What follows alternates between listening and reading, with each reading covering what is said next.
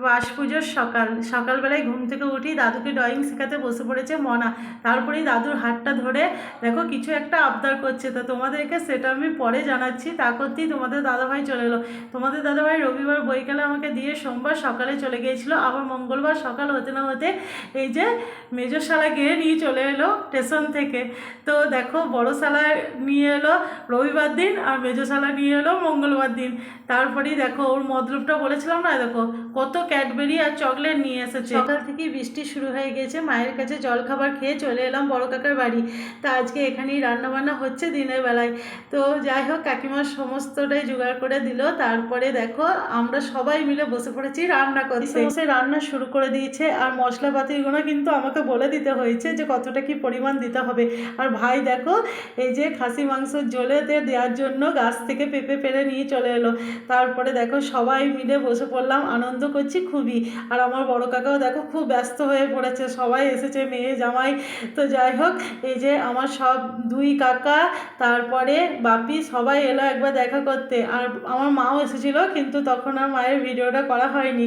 তো চলো কি রান্না হচ্ছে সেটা করি। কিশোর এখন করছে পুঁই শাক কুমড়ো আলু দিয়ে একটা তরকারি করবে মাছের মাথা দিয়ে, আর তারপর তো মটন হবে, আর হয়েছিল চাটনি।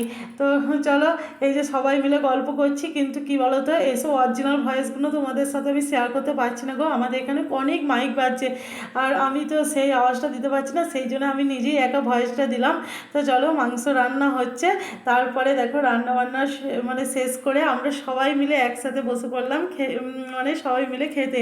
তো চলো দুপুরবেলায় দেখো সবাই মিলে একসাথে বসছি, তা সত্যি মানে কি আনন্দ হচ্ছে বন্ধুরা। আর আমাদের এই পুজোটা শুধু আমাদের বাড়িতে নয়, মানে আমাদের গ্রামে প্রত্যেকটা বাড়িতে এরকম মানুষজন আসে, সমস্ত কুটুমজন সব এই পুজোতে আসে।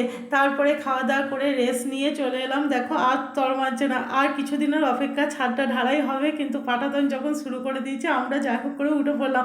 আর বড় কাকা চলে এলো, বাবিও দাঁড়িয়ে আছে যদি আমরা পড়ে যাই তার জন্য। তারপরে দেখো সন্ধ্যা হতে না হতে আমি বসে পড়লাম, আজ এখন পুরোটাই আমার দায়িত্ব। তো চলো এই যে কী রান্না করলাম দেখিয়ে দিই বন্ধুরা।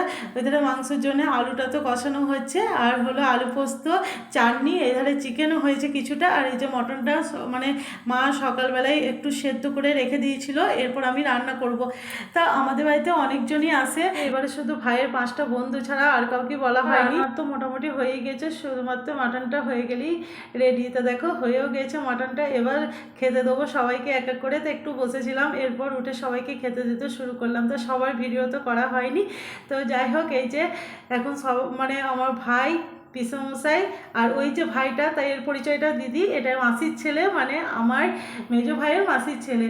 খাওয়া দাওয়া শেষ হওয়ার পরে দেখো এখন বাজে 11:35 রাত্রি। তো আমাদের সারা রাত ধরে ফাংশান হয়, তো ওইখানে ফাংশান হচ্ছে, কিন্তু আমি আর আজকে আর ক্ষমতা নেই ফাংশান দেখা সারা রাত জেগে। তাই ভিডিওটা এখানেই শেষ করলাম। তোমাদের কেমন লাগলো অবশ্যই কমেন্টে জানিয়ে। তোমরা সবাই ভালো থেকো।